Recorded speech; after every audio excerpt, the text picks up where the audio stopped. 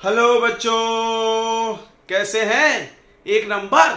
चलिए, हम भी बहुत अच्छे हैं और उम्मीद करते हैं आप सभी लोग बहुत अच्छे होंगे और पढ़ाई कर रहे होंगे। ठीक है, तो पढ़ाई से याद आ गया कि हम 12वीं वालों को पढ़ा रहे थे केमिस्ट्री में केमिकल काइनेटिक्स। बहुत इंपॉर्टेंट चैप्टर है ये। तो केमिकल काइनेटिक्स का 3 लेक्चर ऑलरेडी हमने बना दिया है, first, second, third. First, second, third lectures में क्या क्या पढ़ाया हमने? फर्स्ट लेक्चर में बहुत introduction, basic, what is rate of chemical reaction और उसके फैक्टर्स। सेकेंड लेक्चर में हमने आपको ऑर्डर और रेट लॉ पढ़ाया था और थर्ड लेक्चर में आपने आपको कॉम्प्लेक्स रिएक्शन और एलिमेंट्री केमिकल रिएक्शन, ऑर्डर और मॉलिक्यूलरिटी में डिफरेंस। तो पूरा थ्योरेटिकल पार्ट खत्म हो गया है। आज का लेक्चर होने वाला है बहुत खास, तो एकदम ध्यान से बैठ जाइए, एकाग्र होकर बैठ जाइए और कहीं डिस्टर्ब मत होइए। सारे डिस्टर्बेंस को दूर कर दीजिए। मोबाइल सब कुछ, दूसरा मोबाइल दूर कर देंगे तो देखेंगे काहे में सर। तो मतलब कोई दूसरा डिस्टर्बिंग फैक्टर अगर है, व्हाट्सएप वगैरह नोटिफिकेशन पॉज वॉज कर दो यार। बहुत टिंग टिंग टिंग मैसेज आते रहता है ना फेसबुक वगैरह का, कुछ भी मैसेज टिंग बज जाता है तो ध्यान डिस्टर्ब होता है। ये सब बंद करो यार, नोटिफिकेशन बंद कर दो। सिर्फ कुछ भी नोटिफिकेशन ऑन मत रखो, ठीक है? ये मेरा सलाह है, बहुत डिस्टर्ब करता है मेंटली एक तरह से। तो चलिए, ज्यादा बकवास नहीं करते हैं, क्योंकि कुछ लोगों को लग रहा होगा ये बकवास सर क्या फालतू पका रहे हो। जी सर, तो नहीं पकाते आपको, और पढ़ाई चालू करते हैं। ठीक है, आपकी मर्जी, आप बड़े बच्चे हैं। तो केमिकल काइनेटिक्स में आज हम लोग पढ़ने वाले हैं इंटीग्रेटेड रेट एक्सप्रेशन, यानी इंटीग्रेशन से एक रेट ऑफ केमिकल रिएक्शन का फार्मूला निकालने वाले हैं अलग अलग ऑर्डर के लिए। ठीक है, तो पहला बात करते, हेडिंग लगा दीजिए आप, integrated rate expression. Integrated rate expression for different order. पहला बात करते हैं जीरो ऑर्डर रिएक्शन की। जीरो ऑर्डर रिएक्शन यानी ऐसा रिएक्शन जिसका ऑर्डर कितना है? जीरो है। ठीक है, तो चलिए, जीरो ऑर्डर रिएक्शन के लिए हम एक रिएक्शन मानते हैं। मेरे पास एक रिएक्टेंट है ए और इस ए रिएक्टेंट से प्रोडक्ट बन रहा है। आप आर ले सकते हो, आप इसके जगह आर ले सकते हो। एनसीईआरटी वालों ने आर यूज किया है, आर फॉर रिएक्टेंट। ठीक है, आर ले सकते हैं। आर ले ले, क्या आर ले लो।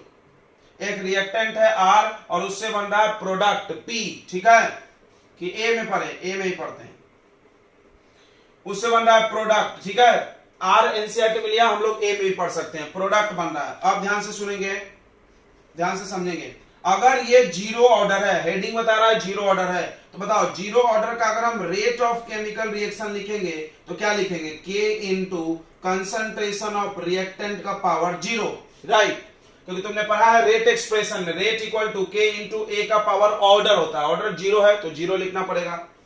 ठीक है, यानी सिर्फ के लिख सकते हैं, यानी रेट इक्वल टू के यानी कांस्टेंट, यानी rate of chemical reaction constant होता है जीरो ऑर्डर का, यानी फिक्स रेट में चलती है। इसका स्पीड कम ज्यादा नहीं होता है। जैसे बाकी ऑर्डर में तुमने देखा होगा रेट टाइम के रिस्पेक्ट में घटता है, बढ़ता है, तो ये नहीं होता है। तो यहां पर एक ग्राफ बना लो।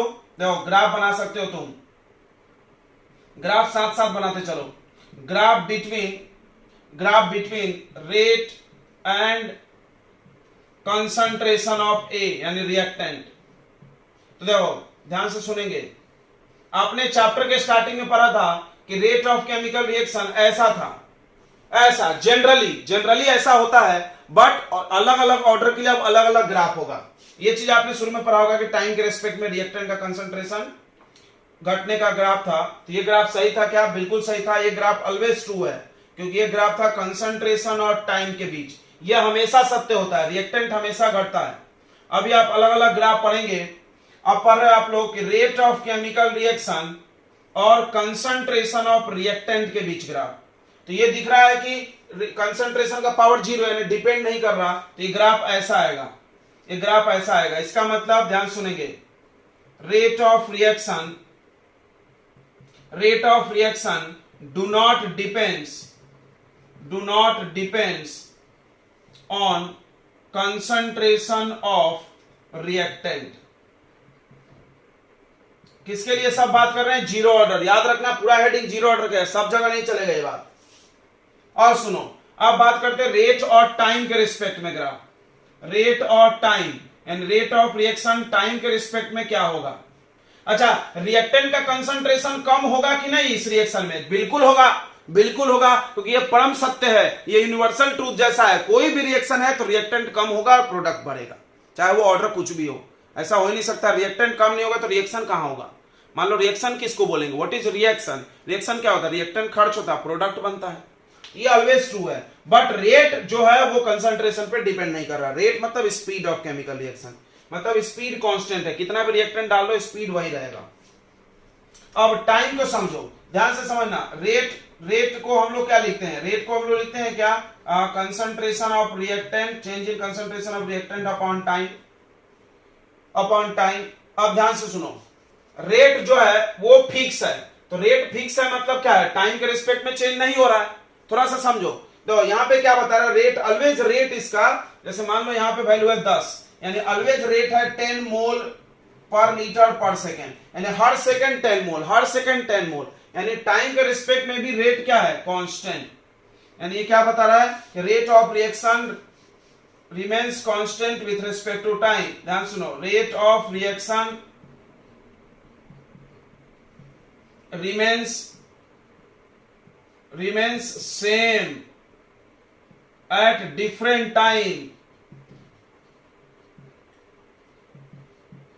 ये ग्राफ बता रहा है, मतलब 9 बजे चेक करो वही रेट है, 10 बजे चेक करो वही रेट है, यानी रेट चेंज नहीं हो रहा है। ठीक है, ये चीज बहुत इंपॉर्टेंट ज्ञान है। क्यों ज्ञान है, इससे कुछ छोटे छोटे क्वेश्चंस बन जाएंगे, छोटे छोटे 1 मार्क के क्वेश्चन आपको कंपटीशन में बन जाएंगे। कैसे, तो जीरो ऑर्डर का रेट टाइम के रिस्पेक्ट में नहीं बदलता है। मान लो अभी हम आपको रेट बता दें और 10 मिनट बाद पूछे तो वही रेट ऑफ रिएक्शन रहेगा, रेट ऑफ रिएक्शन चेंज नहीं होता है। ठीक है, जीरो ऑर्डर में ध्यान रखेंगे।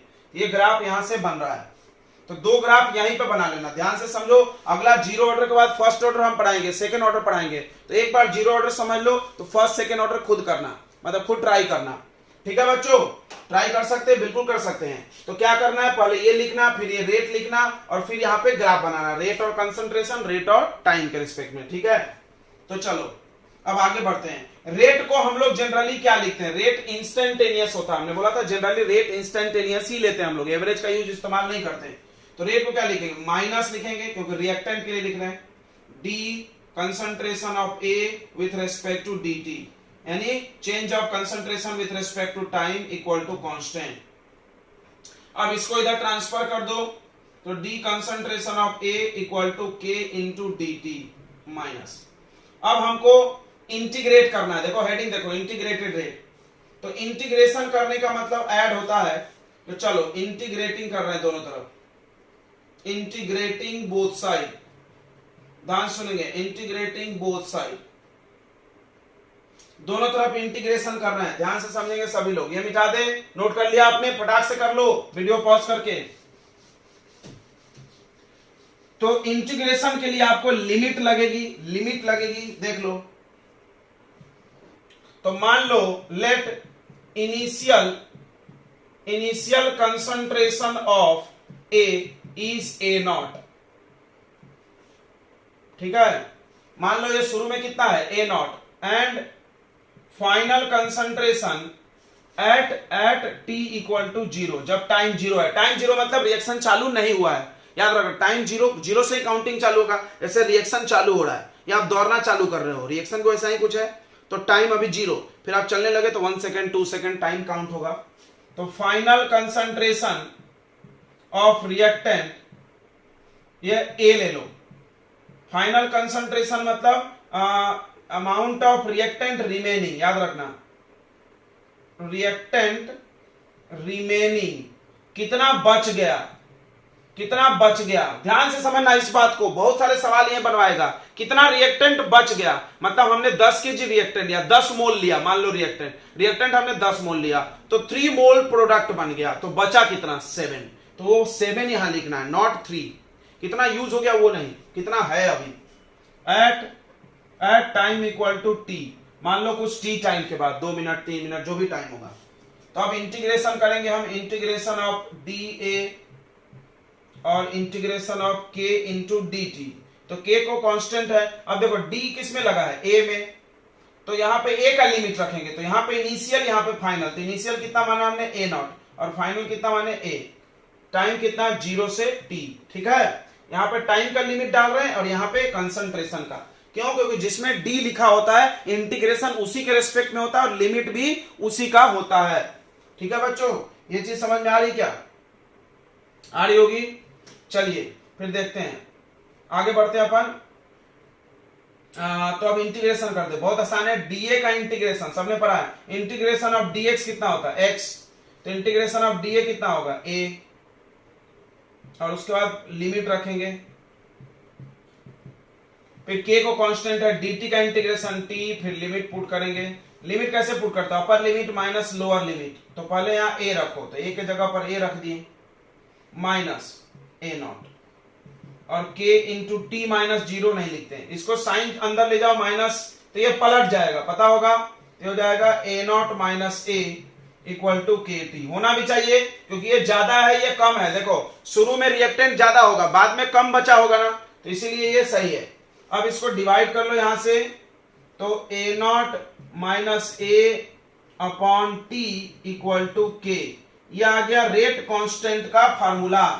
रेट कांस्टेंट और टाइम के बीच रिलेशन, देखो ये रिलेशन आपके पास नहीं था। रेट कांस्टेंट और कंसंट्रेशन के बीच भी रिलेशन आ गया। ठीक है, सबको समझ में आ गया? ये कंसंट्रेशन ऐसा लिख सकते हैं अपन। तो अभी एक्सप्रेशन क्या क्या बता रहा है इसको समझते हैं। तो अभी तुमने देखा ये इंटीग्रेटेड रेट है, integrated rate equation zero order का। तो integrated rate equation for zero order.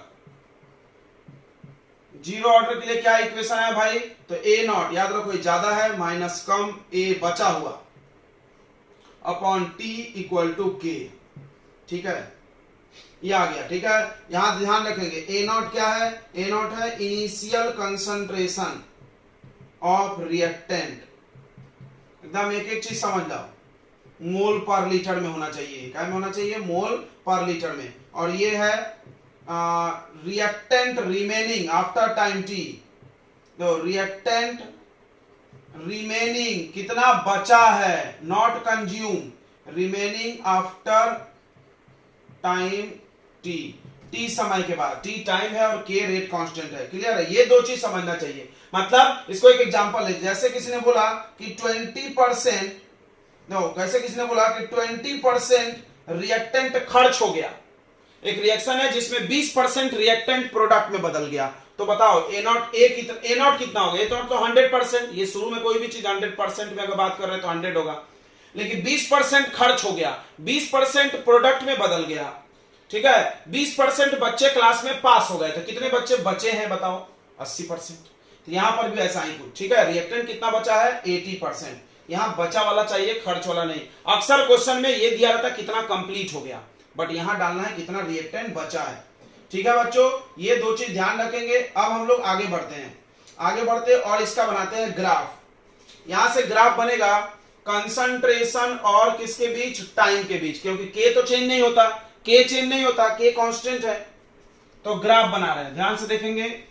बहुत सारे ग्राफ हम बनाएंगे, सारे ग्राफ को अंत में भी समराइज करेंगे, बट आप भी ध्यान रखना। तो ग्राफ बना रहे हैं हम लोग, graph.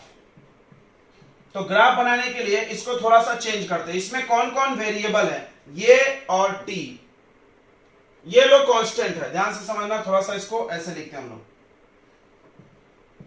A naught minus A upon T equal to K. ये लीनियर इक्वेशन है, इसको ऐसा अरेंज करो, y बराबर एम एक्स प्लस सी बनाओ। ऐसे बनाने से क्या स्ट्रेट लाइन ग्राफ बनेगा? तो y एक्सिस पे किसको ले लो? कंसंट्रेशन को, x एक्सिस पे टाइम को। इसको इधर इंटू कर दो, ध्यान से समझना। A naught minus A equal to K T. अब इसको इधर ट्रांसफर करो, इसको इधर, minus K T plus A naught equal to concentration of A. इसको थोड़ा पलट के लिख दो, मतलब ऐसा सीधा, A equal to minus K T plus A naught. ऐसा लिख सकते क्या? बिल्कुल। अब इसको कंपेयर करो, compare with y equal to M X plus C. ध्यान से समझना बच्चों, सबको पता होगा ये कि स्ट्रेट लाइन का ग्राफ होता है जहां पे m स्लोप होता है और c intercept on y axis. पता है क्या? c y एक्सिस पे। देखो नहीं पता है, ध्यान से देखो, y बराबर mx प्लस सी एक स्ट्रेट लाइन का ग्राफ है, जहां पे इसका स्लोप मतलब tan थीटा यहां से पता चलेगा, और c ये जो टुकड़ा कटा है ना y एक्सिस पे वो c है, यहां से यहां तक c मतलब 5 10 जो भी रहेगा, और y और x वेरिएबल है। अब तुम खुद सोचो कि जब रिएक्शन हो रहा है, शुरू में हमने एक रिएक्टेंट ले लिया, ध्यान से समझना, हमारे पास 100% रिएक्टेंट है और रिएक्शन आगे जा रहा है और ये धीरे धीरे घट रहा है, जैसे जैसे 1 मिनट के बाद ये 90 हो गया, फिर 1 मिनट बाद 80 हो गया, 60 हो गया, ऐसे घट रहा है, ठीक है, एक मिनट में वो घट रहा है। तो कौन चेंज हो रहा है? क्या इनिशियल चेंज हुआ? जी नहीं, इनिशियल तो 100 है। फाइनल चेंज हो रहा है? हाँ, फाइनल चेंज हो रहा है। अगर ये 90% हो गया, अगर ये 80% हो गया, दिख रहा है ए मतलब कितना बचा है रिएक्टेंट, तो 90% बचा, फिर 80 बचा, फिर 70, तो ए तो चेंज हो रहा है, और टाइम भी चेंज हो रहा है। क्या क्या चेंज नहीं हो रहा है इसमें? तो क्या क्या चेंज नहीं हो रहा है तुमको समझ में आ गया? चेंज नहीं हो रहा रेट कांस्टेंट और चेंज नहीं हो रहा ए नॉट, यानी दो वेरिएबल है इसमें, एक कंसंट्रेशन बचा वाला, माने कंसंट्रेशन ऑफ रिएक्टेंट रिमेनिंग, और टाइम चेंज हो रहा है, रिएक्टेंट जो बचा है वो और टाइम चेंज हो रहा है। तो इसीलिए हम इन दोनों को दो एक्सिस पर लेंगे, इसको ले ले y एक्सिस पे और इसको ले लेंगे x एक्सिस पे। क्लियर हो गया? ऐसा तो नहीं कि हम ज्यादा समझा रहे तो आप कंफ्यूज हो रहे हैं, समझ में आया? दो चीजें चेंज होगी टाइम के रिस्पेक्ट में, यहाँ पे एक टाइम खुद ही चेंज होगा और कंसंट्रेशन। इसको y एक्सिस पे लेंगे और इसको x एक्सिस पे। देखो तो ग्राफ बनाते हैं, तो y एक्सिस पे किसको लेंगे? देखो तो y एक्सिस पे चाहो तो यहां लिख सकते हैं एक एक चीज, y एक्सिस पे लेंगे कंसंट्रेशन ऑफ रिएक्टेंट, यानी यहां पर ले लेंगे कंसंट्रेशन ऑफ रिएक्टेंट, यानी A बोल सकते तुम। और x एक्सिस पे किसको लेंगे बताओ? x एक्सिस पे किसको लेंगे? दिख रहा है? x एक्सिस पे कौन वेरिएबल है? t, time. अब देखो m माने स्लोप, m या tan थीटा, इसको स्लोप बोलते हैं। ये कितना आ रहा है? -k, यानी स्लोप आ गया -k।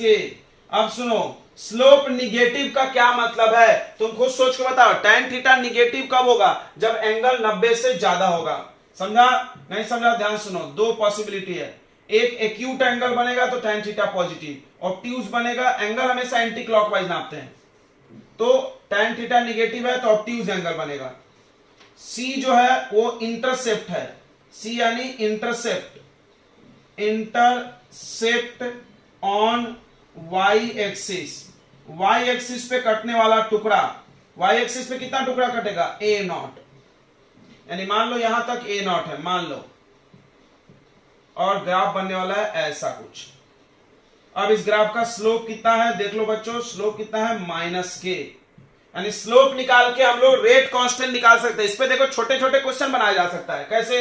मान लो ऐसा ग्राफ दे दिया यहां पे, और ये दे दिया थीटा, आपको ये नहीं देगा, वो ये देगा जनरली 30 डिग्री, तो तुमको ये एंगल चाहिए, याद रखना। तो 30 - 180 कितना आ जाएगा? 150, यानी tan 150 निकाल लो, tan 150 निकालोगे उससे स्लोप आ जाएगा, और वही स्लोप k का वैल्यू होगा। स्लोप क्या है इसका? -k, यानी स्लोप मान लो tan 150 जो भी आएगा वॉट एवर में भी, कितना आएगा tan 150 बताओ? tan 30 का वैल्यू 1/√3 -1/√3, यही k का वैल्यू है, तो k का वैल्यू 1/√3 निकल गया रेट कांस्टेंट। तो ये छोटा क्वेश्चन बनाया जा सकता है। तो आपको स्लोप समझना चाहिए, इस ग्राफ का स्लोप से क्या निकल रहा है। तो ये आ गया graph between concentration of reactant और टाइम के बीच। तो हमने कितने ग्राफ पढ़ा दिए? 3 आपको। चलो अब आगे बढ़ते हम लोग, अब पढ़ेंगे हाफ लाइफ, ठीक है? आप नोट कर लो इसको, इतने में कोई दिक्कत नहीं है ना, सिंपल इंटीग्रेशन है और ग्राफ बनाए। ग्राफ बनाने के लिए y बराबर mx प्लस c क्यों यूज किए? क्योंकि लीनियर है, सब पे पावर 1 है, तो लीनियर इक्वेशन के लिए वही यूज होता है, ठीक है? तो नोट करो, अभी आपने देखा कि हमने इंटीग्रेटेड रेट एक्सप्रेशन निकाला था, ठीक है? इंटीग्रेटेड रेट एक्सप्रेशन क्या है बताओ? a नॉट यानी कंसंट्रेशन ऑफ रिएक्टेंट इनिशियल, और a बाद में बचा वाला upon t equal to k, ठीक है? यानी एक तरह के रिलेशन है between time, rate constant and concentration के बीच का, यही है इंटीग्रेटेड रेट। अब हम लोग आगे एक टर्म पढ़ेंगे half life, half life of reaction. दो हर रिएक्शन का एक हाफ लाइफ निकाला जाता है, जो भी एक मॉडरेट केमिकल रिएक्शन है। मॉडरेट की पढ़ाई कर रहे हैं हम लोग, ज्यादा फास्ट और स्लो की पढ़ाई नहीं कर रहे हैं। तो हाफ लाइफ क्या होता है? तो आप नाम से समझ रहे हो, आधी जिंदगी। आधी जिंदगी रिएक्शन की भी एक जिंदगी होती है, कंप्लीट होने में जो टाइम लगता है उसका लाइफ होता है, लाइफ टाइम। पूरा रिएक्शन जितने में कंप्लीट हुआ उसको लाइफ टाइम बोलेंगे, उसका आधा, यानी हाफ लाइफ क्या हो गया, जितने देर में रिएक्शन 50% कंप्लीट हो जाए, द टाइम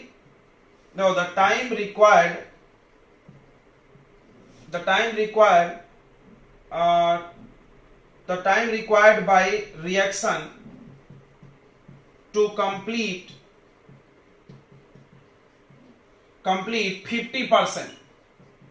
50%, या इसको ऐसे भी लिख सकते हैं, the time in which concentration of reactant become half of initial concentration,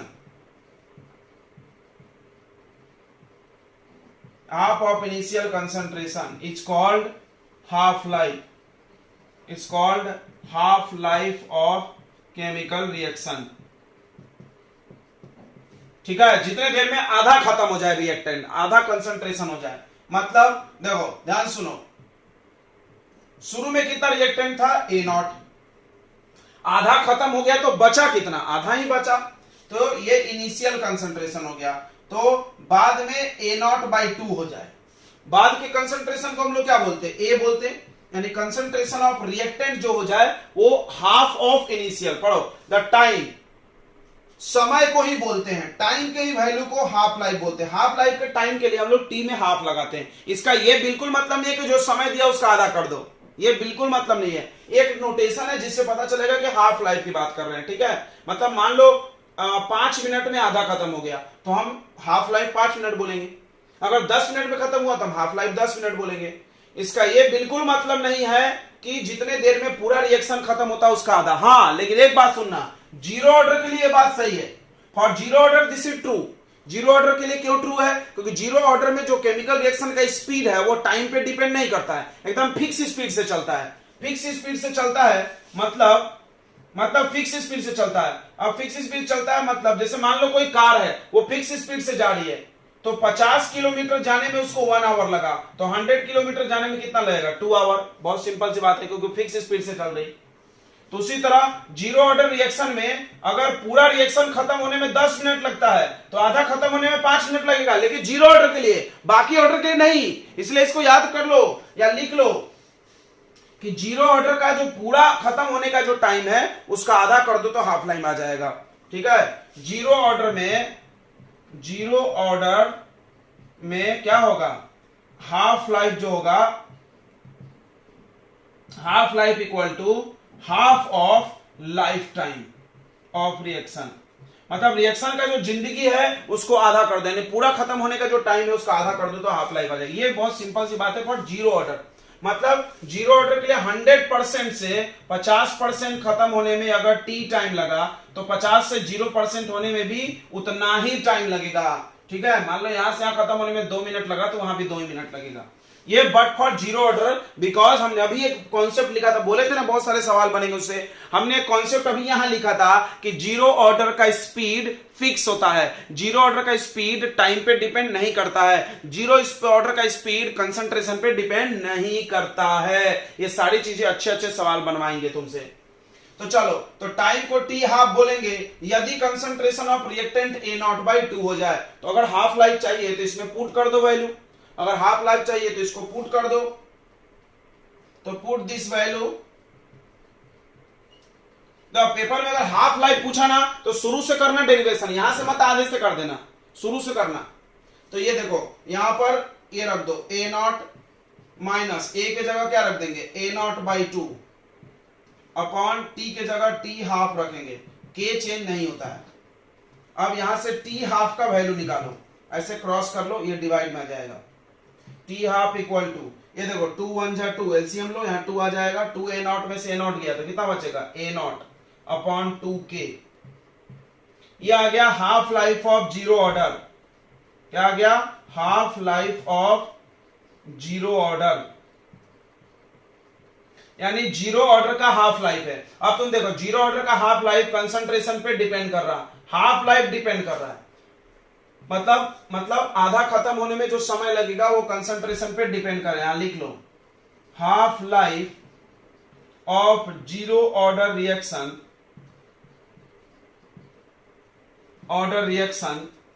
depends on concentration of reactant या इनिशियल कंसंट्रेशन। इसको थोड़ा फील करो, मतलब तुम्हारे पास दो रिएक्टेंट है, एक में 10 मोल तुमने लिया, 10 मोलर लिया रिएक्टेंट, और एक में 20 मोलर। कौन जल्दी आधा खत्म होगा बताओ? क्या दोनों सेम टाइम लगेगा? दोनों अलग अलग रिएक्शन है भाई, तो कौन होगा? तो एकदम अच्छा सेम लगेगा। मारे एक झापड़ खींच के बाद हमने क्या बोला तुम समझे नहीं, बच्चे कंफ्यूज हो जाते हैं, बोलते हैं आपने तो बोला था फिक्स स्पीड से चलेगा। हाँ तो हमने बोला फिक्स स्पीड से, दो कार है फिक्स स्पीड से चल रही, इसका क्या मतलब है? दोनों कार का स्पीड 40 है क्या? बिल्कुल नहीं, एक 40 एक 60 भी हो सकता है ना, 60 से ही जा रहा है, ये चीज फील करना।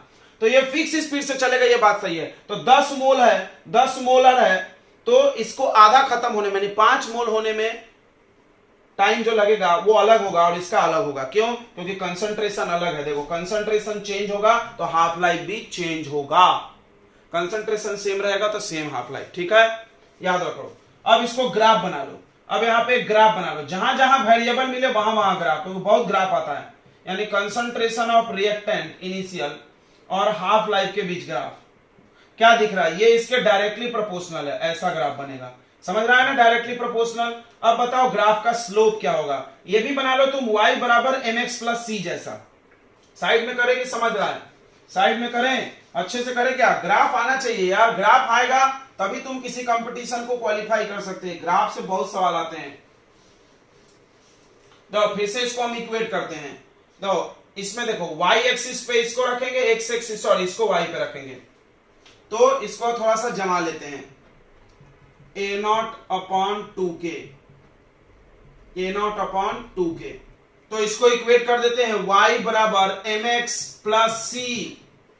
इक्वेट करो यार, बार बार यही कर रहे हैं। इसको y एक्सिस पे ले लो, y एक्सिस पे ले लो किसको? t हाफ को, x पे भी ले सकते, कुछ नहीं होता। mx, x वेरिएबल खोजो, इसमें कौन वेरिएबल है? ये वेरिएबल है कंसंट्रेशन। तो x एक्सिस पे ले रहे हैं हम कंसंट्रेशन ऑफ रिएक्टेंट को। कोई बोलेगा सर आपने तो बोला था वेरिएबल नहीं है। भाई a0 इनिशियल कंसंट्रेशन अलग अलग ले सकते ना। अब सुनो, और mx, m दिख रहा है, इसके साथ मल्टीप्लाई में कौन है? m, m यानी स्लोप, स्लोप कितना है? 1/2k, और c का वैल्यू कितना है? 0, यानी y एक्सिस में 0 से चालू होगा ग्राफ। देखो ग्राफ। अब तुम एक चीज गौर करो, स्लोप पॉजिटिव है, पॉजिटिव मतलब एक्यूट एंगल, एक्यूट एंगल 0 से चालू, ऐसा बनेगा। या y एक्सिस पे ले लिया हमने t हाफ, और x एक्सिस पे ले लिए कंसंट्रेशन। अब देखो इस ग्राफ का जो स्लोप आएगा वो इक्वल होगा 1/2k के, होगा? बिल्कुल होगा सर। तो हमने तुमको 4 ग्राफ पढ़ा दिए इसमें, ठीक है, 4 ग्राफ। अब चलो आगे बढ़ते हैं। इतनी बातें समझ में आ गई, तो इसको हम लोग थोड़ा सा समराइज कर लेते हैं। तुमने नोट कर लिया पूरी चीजें नोट कर लिए, पक्का। चलो फिर समराइज करते हैं पूरे इसको, जीरो ऑर्डर को, पूरा जीरो ऑर्डर का कुंडली निकालेंगे हम लोग। देखेंगे जीरो ऑर्डर रिएक्शन के लिए सबसे पहले बात करते हैं डिफरेंशिएटेड। देखो इधर, डिफरेंशिएटेड रेट कैसा होता है? तो डिफरेंशिएटेड रेट ऐसा होता है, d concentration of A upon dt minus equal to k into concentration of A का पावर 0। यह हो गया डिफरेंशिएटेड रेट। इंटीग्रेटेड रेट बताओ, इंटीग्रेटेड रेट कैसा होता है इसका? इंटीग्रेटेड रेट होता है A0 माइनस A, फार्मूला याद रखो, फार्मूला है तो पावर है तुम्हारे पास, अपॉन k, या यहां पे upon t equal to k। उसके बाद हाफ लाइफ बताओ बच्चों। तो हाफ लाइफ क्या था? t half equal to a0 concentration of reactant upon 2k। फिर बताओ यूनिट ऑफ k, तो यही सब पेपर में आते हैं। k के unit, rate constant for zero order, याद है फार्मूला बताए थे, मोल पर लीटर का पावर 1 माइनस n, और सेकेंड इनवर्स ये 0 रखो, तो क्या आएगा? मोल पर लीटर पर सेकेंड। ओके बच्चों, चलो अब बढ़ाते हैं ग्राफ पढ़ते हैं। पहला ग्राफ हमने पढ़ाया रेट ऑफ रिएक्शन ये, और कंसंट्रेशन के बीच कैसा ग्राफ, कांस्टेंट। फिर रेट ऑफ रिएक्शन और टाइम के बीच कांस्टेंट। फिर यहां से पढ़े थे, यहां से कंसंट्रेशन ऑफ रिएक्टेंट और टाइम के बीच कैसा ग्राफ था, स्लोप ऐसा था मेरे हिसाब से, यस। तो इसका स्लोप आया था, कितना आया था बच्चों, मेरे को याद है शायद माइनस क्या आया था, हाँ माइनस क्या आया था। फिर यहां पे ग्राफ पढ़े तुमने, टी हाफ और कंसंट्रेशन के बीच ग्राफ कैसा आया, ऐसा आया। इसका स्लोप क्या आया, इसका स्लोप आया 1/2 के। बस इतनी सारी चीजें हमने आपको जीरो ऑर्डर में पढ़ाया।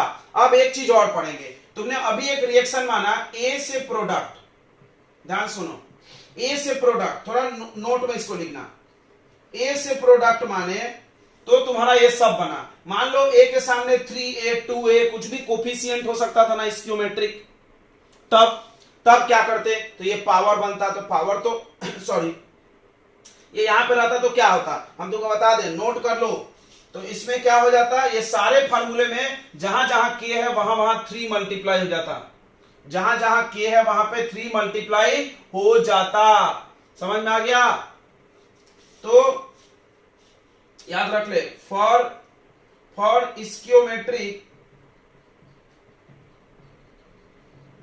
स्क्योमेट्रिक कोएफिशिएंट मल्टीप्लाई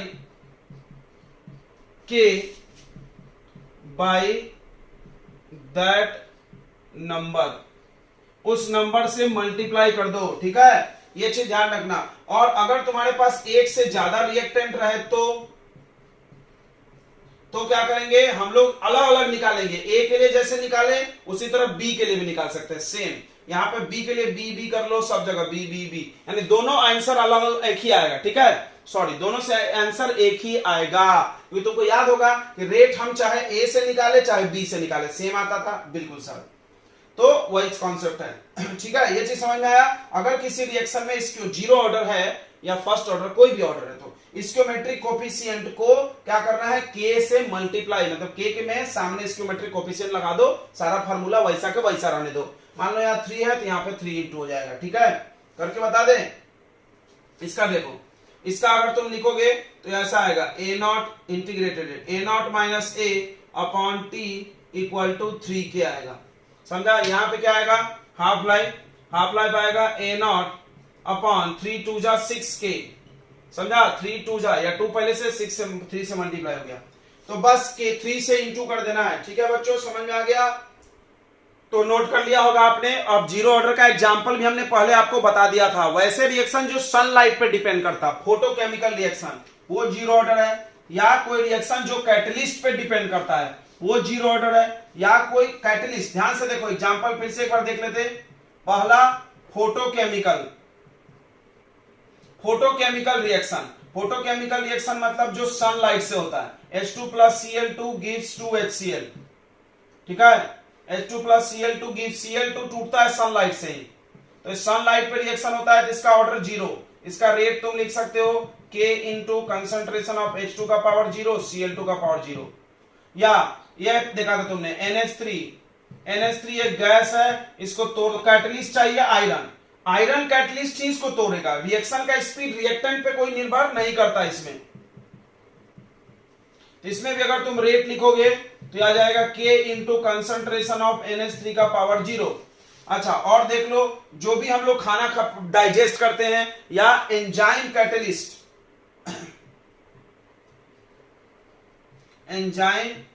कैटलिस्ट रिएक्शन, ऐसे रिएक्शन जिसमें कैटलिस्ट एंजाइम है वो सब जीरो ऑर्डर है, बिकॉज कैटलिस्ट डिसाइड करेगा रेट का स्पीड। मान लो यार सनलाइट हटा दे, रिएक्शन चलेगा ही नहीं। समझ में आ रहा होगा ना, फील आ रहा है। रिएक्शन का स्पीड को एक्सपेरिमेंटली देखा जाता है कि ये किस पे डिपेंड कर रहा है प्रैक्टिकली। यहां देखा गया सनलाइट पे कर रहा, सनलाइट ज्यादा जमजम से रिएक्शन रहा। जैसे मान लो फोटोसिंथेसिस, तुमको क्या लग रहा है फोटोसिंथेसिस का स्पीड किस पे डिपेंड करेगा, सनलाइट पे करेगा कि नहीं करेगा? बिल्कुल करेगा। सनलाइट खत्म हो जाएगा, रिएक्शन ही बंद हो जाएगा, चाहे सारा रिएक्टेंट रहे, चाहे तुम कितना भी रिएक्टेंट का कंसंट्रेशन ला लो, स्पीड तो कम ज्यादा सनलाइट ही करेगा, ठीक है। तो समझ में आ गया। तो इस प्रकार जीरो ऑर्डर रिएक्शन होता है, खत्म, ठीक है बच्चों। अब हम लोग बढ़ते हैं, सेम चीज हम लोग फर्स्ट ऑर्डर और सेकेंड ऑर्डर में पढ़ेंगे। देखिए आपके सिलेबस में फर्स्ट ऑर्डर से ही ज्यादा सवाल आता है, जीरो ऑर्डर के भी नहीं आते और सेकंड के भी नहीं आते, फिर भी हम लोग पढ़ रहे हैं, ठीक है, क्योंकि ऐसे नॉलेज के लिए और थोड़ा प्रैक्टिस भी हो जाएगा। जब आपको ये आ जाएगा खुद से बनाना तो अच्छा रहेगा ना। जैसे जीरो आ गया, अब इसको हम समझ गए तो फर्स्ट ऑर्डर भी कर सकते हैं, ठीक है बच्चों। तो चलिए अगला करते हैं हम लोग for first order, integrated rate for first order reaction. जो जो किए जीरो ऑर्डर में सब करेंगे। फर्स्ट ऑर्डर रिएक्शन, देखो इस पे स्टार लगा लो, क्योंकि ये अगर बोर्ड लेवल की आप पढ़ाई करो तो इससे क्वेश्चन जरूर आएगा, जरूर आएगा 100%, ठीक है। तो इसलिए इसको ध्यान से स्टार स्टार लगा लेना चाहिए। तो फर्स्ट ऑर्डर रिएक्शन के हम लोग मानते हैं एक रिएक्शन है ए है और उससे प्रोडक्ट बन रहा, ए है उससे प्रोडक्ट बन रहा। देखो तो अगर ये फर्स्ट ऑर्डर है तो इसका रेट का फॉर्मूला क्या लिखोगे, रेट लिखोगे K into concentration of A का पावर 1, क्योंकि यहां ऑर्डर होता है यहां पावर।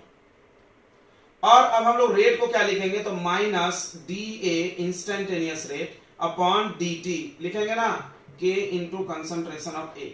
अब इंटीग्रेट करना है तो इसको इधर ट्रांसफर कर लो, तो minus DA concentration of A equal to K into concentration of A into D। अब देखो A वाला इधर है तो इसको भी इधर लाओ, इसको इधर नहीं ले जाएंगे, इसको इधर आएंगे, तो minus D concentration of A upon A ऐसा equal to K into DT। अब करेंगे इंटीग्रेटिंग, लिमिट वही रहेगा, लिमिट वही रहेगा, शुरू में इनिशियल A नॉट,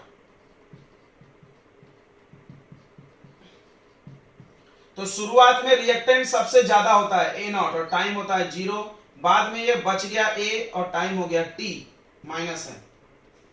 अब देखना तुमने पढ़ा होगा integration of dx upon x, या तुम ऐसा सोचो 1/x dx का इंटीग्रेशन, एक ही बात है दोनों। तो अगर आपको इंटीग्रेशन नहीं आता तो डिफरेंशिएशन आता है। क्या आप बता सकते हो किस चीज का डिफरेंशिएशन 1/x होता है, याद करो। तो यह आंसर है इसका log to the base ex।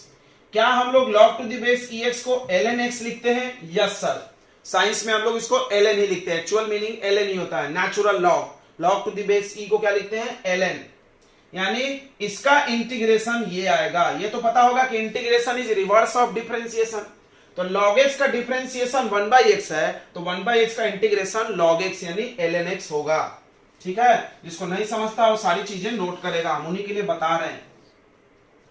ये तो हो जाएगा ln x के जगह a, फिर ये कंसंट्रेशन A नॉट से A माइनस K कांस्टेंट है छूट जाएगा, सॉरी माइनस नहीं, K कांस्टेंट है छूट जाएगा, dt का इंटीग्रेशन T। अब लिमिट रखेंगे, पहले अपर लिमिट, तो ln A के जगह A ही रखोगे तो कुछ चेंज नहीं होगा, minus lower limit ln A not K into T minus 0 नहीं लिखते। अब ये माइनस अंदर जाएगा, ये पलट जाएगा पिछली बार जैसा, ln A naught minus ln A equal to KT। देखो हम लोग यहां से ग्राफ बनाएंगे बाद में, इसलिए हम इसको बॉक्स में घेर रहे हैं, यहां से हम ग्राफ बनाएंगे बाद में, दिख रहा है y बराबर mx प्लस c जम सकता है ना, बिल्कुल, तो बनाएंगे बाद में।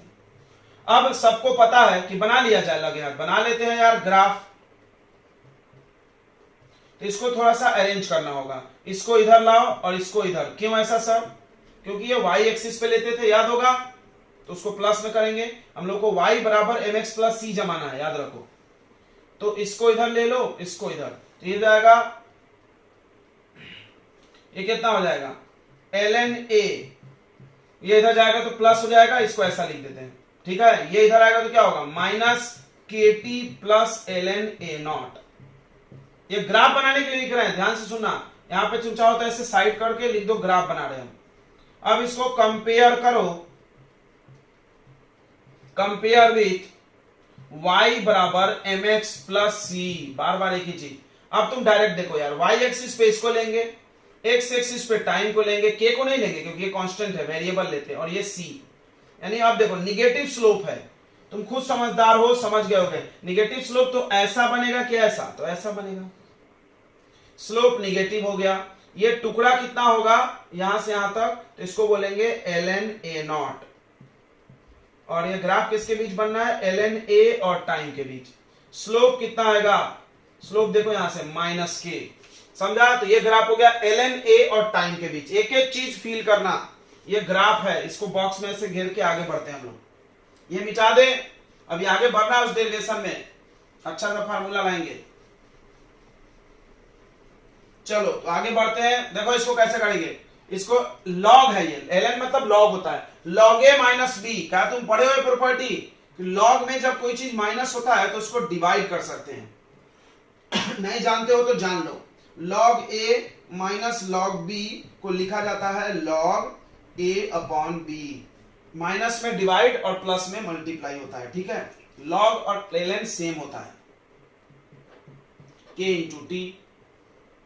अब सुनेंगे, यहां से हम लोग ln को log बना सकते हैं, किससे मल्टीप्लाई करके 2.303। इसको नेचुरल लॉग से log टू द बेस 10 बना सकते हैं। क्यों बना रहे हैं 10? क्योंकि लॉग टेबल यूज करने के लिए बेस 10 होना जरूरी है। अब न्यूमेरिकल तो लॉग टेबल से ही बनेगा। ये देखो, यहां से भी हम लोग ग्राफ बनाएंगे, ठीक है। तो ये आ गया। अब आप यहां से टाइम को डिवाइड कर सकते हैं या k को कर लो 2.303 अपॉन के या अपॉन टी, उसके बाद log a0 अपॉन a। ये फार्मूला ही मेन है, यहां से k equal to, this is integrated rate for first order. एकदम अच्छे से याद करो, integrated rate for first order. देखो जीरो ऑर्डर का क्या था, a0 minus a, right, upon में तो वही था t इक्वल टू k। यहां पे 2.303 क्यों आया, ln को log बनाया। अब यहां से भी एक ग्राफ बना सकते हैं हम लोग, बच्चों ये नोट कर लिया आपने। यहां से भी एक हम ग्राफ बना सकते हैं, देखेंगे एकदम ध्यान पूर्वक देखेंगे तो हम बहुत अच्छे से समझाएंगे हर चीज। यहां से भी एक ग्राफ बना सकते हैं, या इसी को से बना लो, इसी से, इसी को बना दे क्या, यहां से बनाए, बोलो बोलो बोलो बोलो, कहां से बनाए, यहीं से बना देते हैं। तो ln को log बनाएंगे तो 2.303 log a लिखेंगे, यस। इसको माइनस k2 छोड़ दो, इसको भी लिखोगे तो 2.303 a नॉट लिखेंगे क्या, ओ सॉरी ln log बन जाएगा। समझ रहा है, ln को log बना रहे। अब क्या करो, सबको 2.303 से डिवाइड कर दो, डिवाइड ईच बाय 2.303। क्यों, क्योंकि बार बार लिखने से अच्छा है, ये कट जाएगा।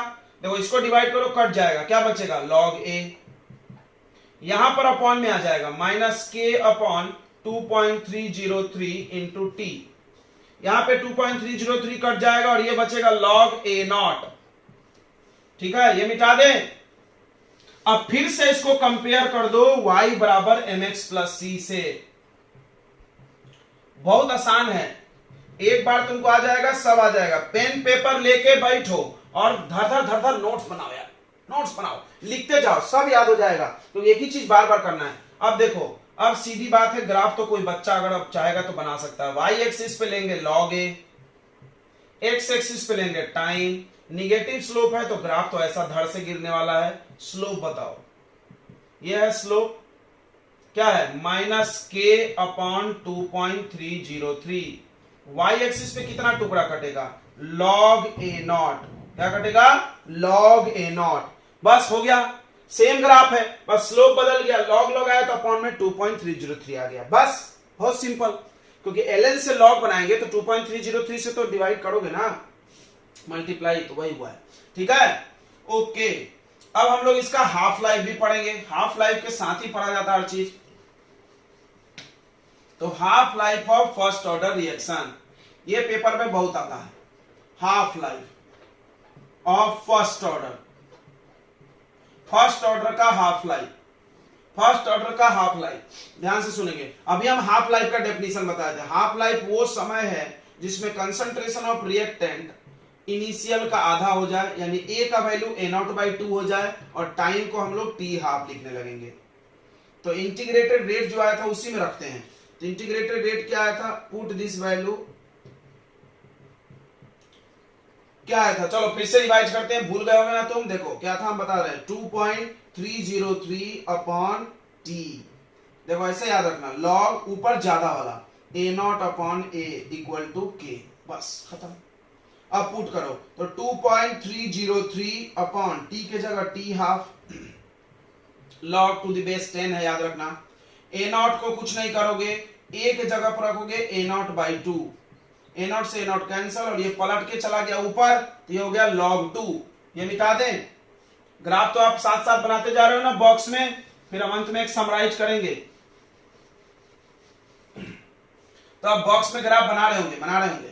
यार है 2.303 अपॉन टी हाफ और यहां पे आ गया log 2। तो log 2 का वैल्यू हमने फिजिक्स में बहुत बार बच्चों को याद कराया, 0.3010 तो 2.303 into 0.3010 upon T half equal to K, ये आता है 0.693। याद हो गया, 3 के टेबल में 3 1 जा 3, 3 2 जा 6, 3 3 जा 9 टी हाफ। अब इसको इधर ट्रांसफर कर लो, टी हाफ चाहिए तो इसको इधर भेज दो, T half equal to 0.693 upon K. क्या बात है। तुम जीरो ऑर्डर का देखो, जीरो ऑर्डर का टी हाफ ऐसा आया था A naught divided by 2k, मतलब हाफ लाइफ कंसंट्रेशन पे डिपेंड कर रहा था, इसका नहीं कर रहा क्योंकि इसमें कंसंट्रेशन नहीं आया। ये 1 मार्क क्वेश्चन है।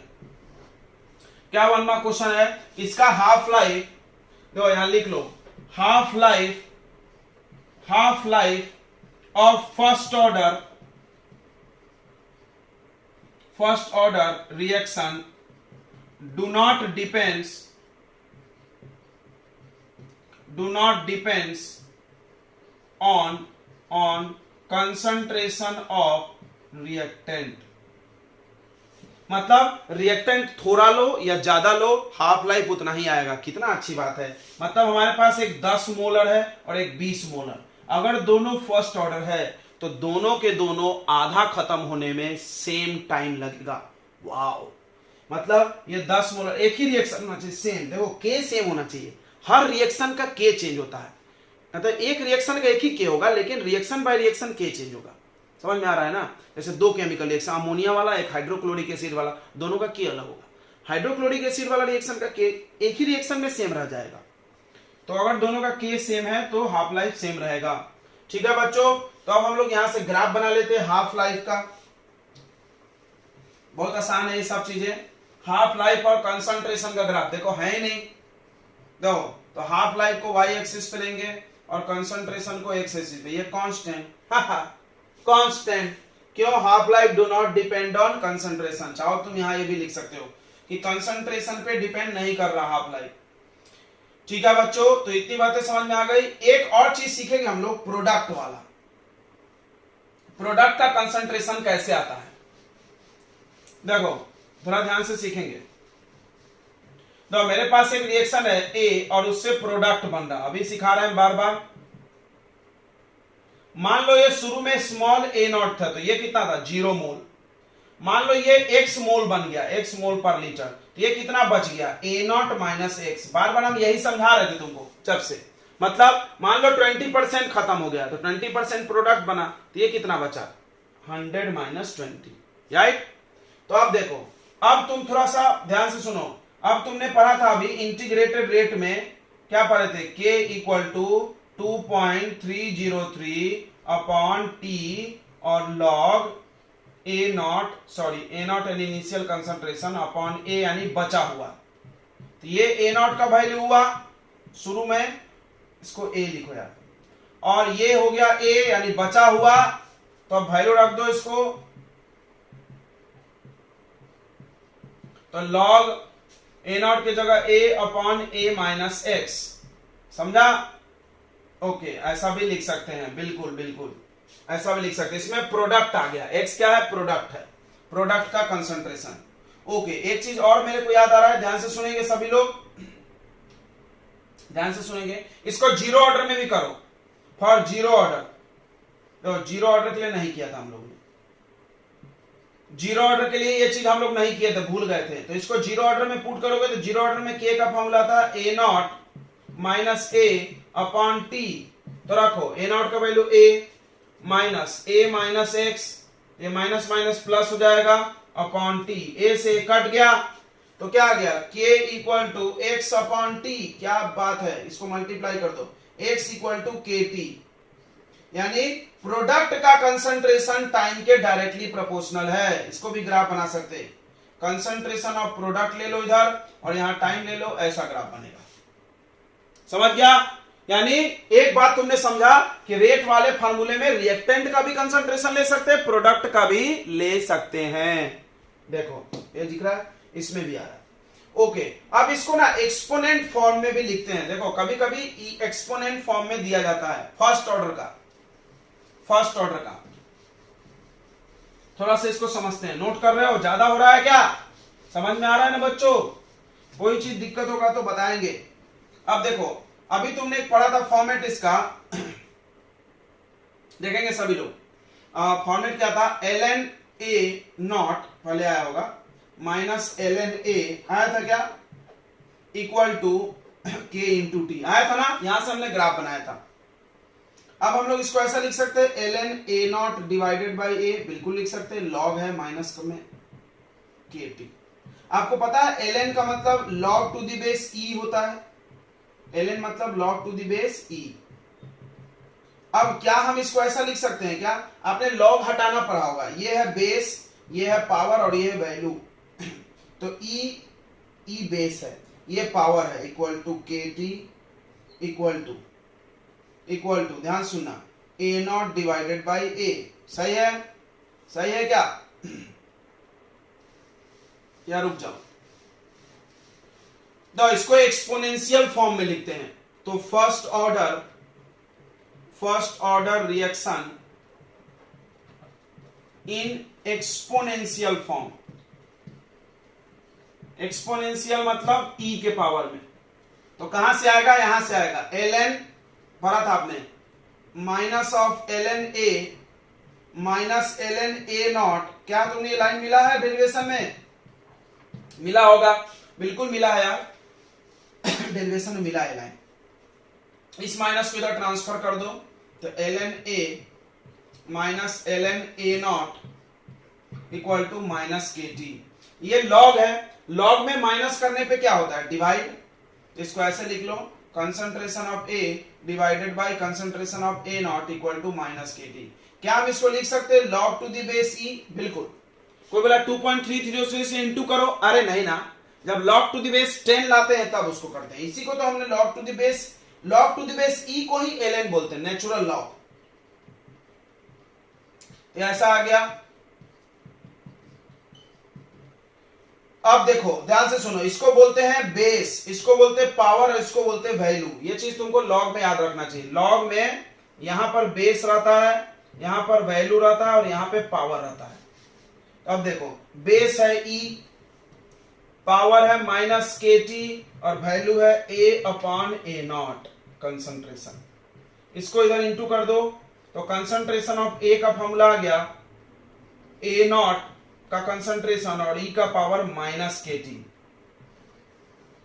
माइनस kt मतलब 1 अपॉन हो जाएगा, ऐसे ऐसा हो जाएगा। ओ सॉरी 1 अपॉन। ठीक है बच्चों, तो ये चीज समझ में आ गई। एक एक चीज एक्सपोनेंशियल फॉर्म में। तो हमने आपको फर्स्ट ऑर्डर में बहुत सारी चीजें पढ़ा दी है, तो अब उसको थोड़ा समराइज कर लेते हैं। फर्स्ट ऑर्डर का सारा चीजें जो समराइज करो, समराइज करना बहुत जरूरी है। फार्मूला ही तुम्हारा पावर है, फार्मूला याद रहेगा, कॉन्सेप्ट याद रहेगा, तभी सवाल बनेगा। अभी हम सवाल करेंगे इस पे। दो फर्स्ट ऑर्डर में सबसे पहले बात आती है डिफरेंशिएटेड रेट की, डिफरेंशिएशन के फॉर्म में। तो ऐसा dA यानी concentration of A upon dt minus equal to k into A का पावर 1। अब बात करते हैं इंटीग्रेटेड रेट की। ऐसा टेबल बना लेना सबके अंत में। इंटीग्रेटेड रेट इसमें आया था, ये वाला न्यूमेरिकल बनाने का काम था, 2.303 upon t log a naught यानी base 10 a naught upon a equal to k। इसमें बहुत सारे फॉर्मेट हैं, इसमें बहुत सारे फॉर्मेट है बच्चों मेरे।